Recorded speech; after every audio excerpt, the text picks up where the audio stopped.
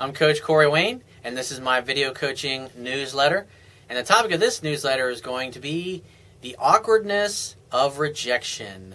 Well, this is like the dreaded thing. I would say this is probably like the biggest thing that most men are absolutely fucking terrified of and afraid of, and why they don't talk to women is they're afraid of them saying the wrong thing and them looking stupid or getting embarrassed, or somebody's going to notice, or one of your friends are going to find out that you asked a girl out and got rejected.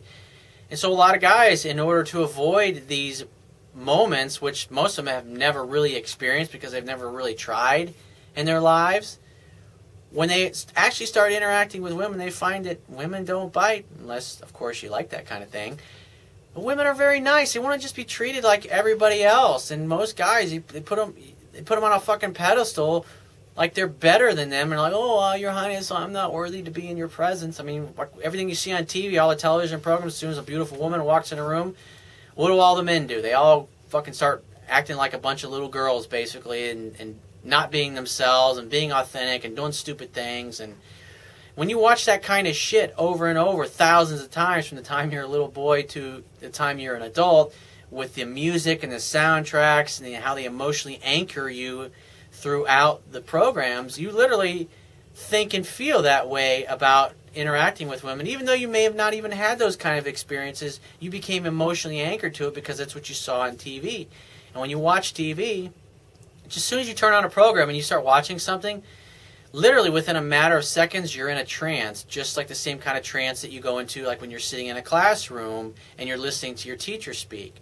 And when you watch the same programming over and over again, and it's constantly emotionally anchoring you to these dysfunctional patterns and these false archetypes, you can't help but go out and show up in the world and be totally afraid and scared of interacting with women.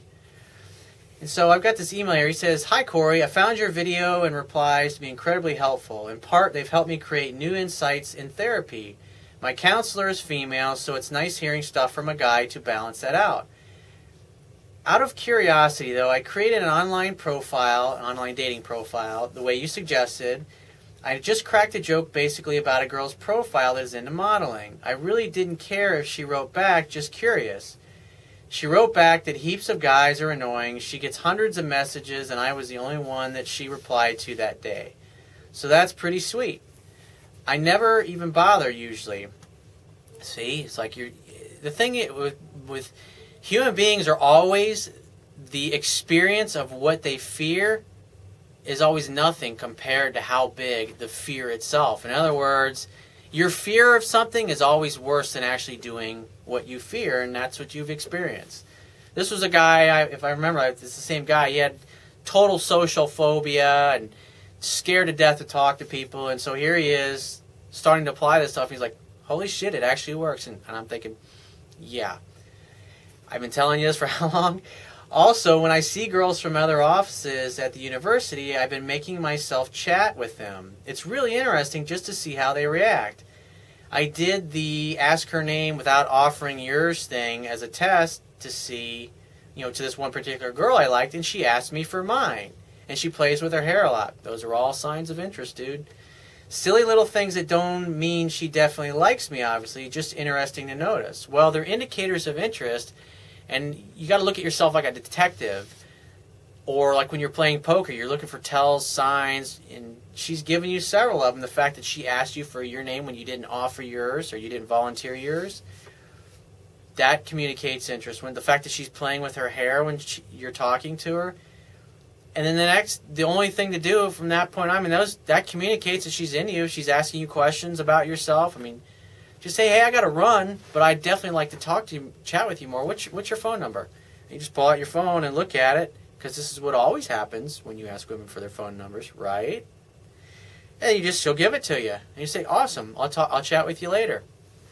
And then you can send her a text a little while later, hey, it was nice meeting you so-and-so, or whatever, and then that way she'll have your number, because then you give her an opportunity to reach out to you.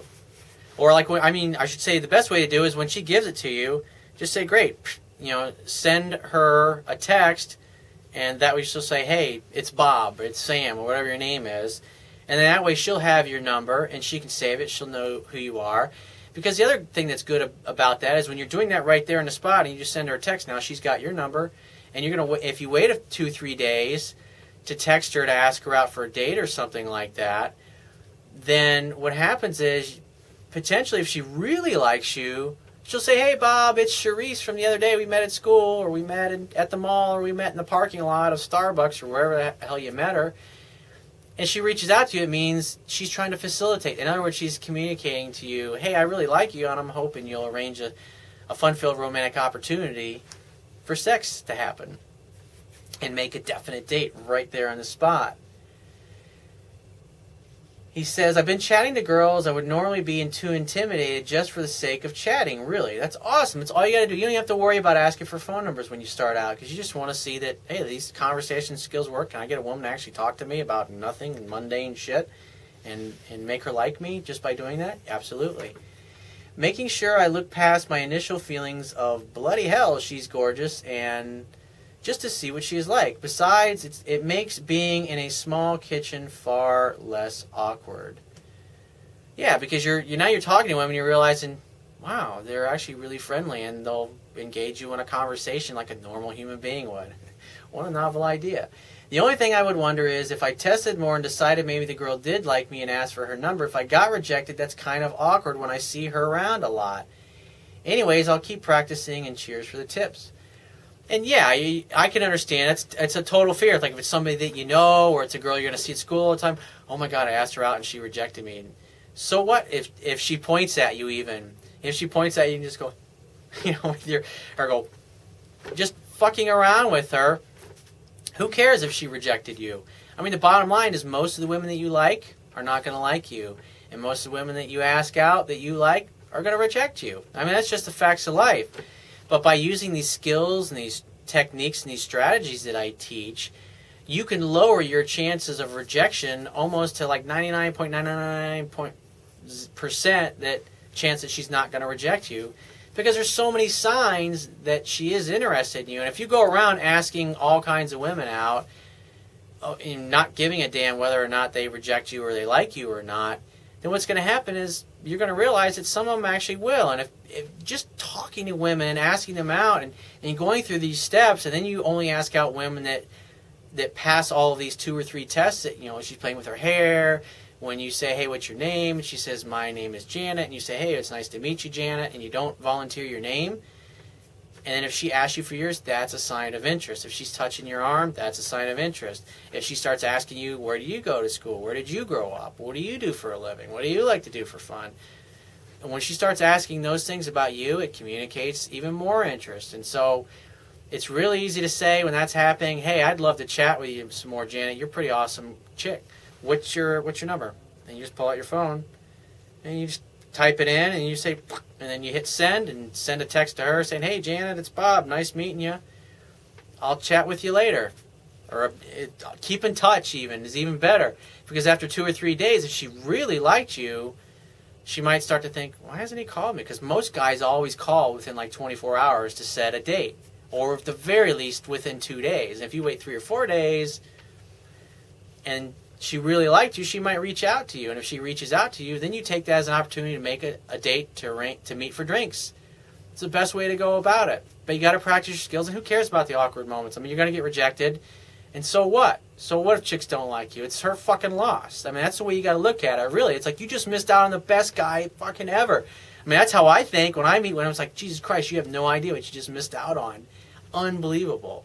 Hey, it's your loss. And I really feel that way, and you need to feel that way too if you don't yet.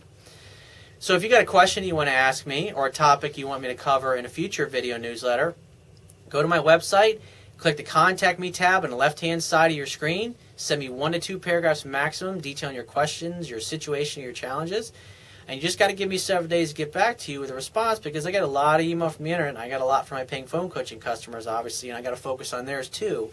I got to focus on theirs first before I can get to yours. So be patient. I will get back to you. And if you want to talk to me right away, the quickest way to get my help is to book a paid phone coaching session. And you can do that by going to my website, click the Products tab, which is at the top of your screen, and just follow the instructions. And I will talk to you soon.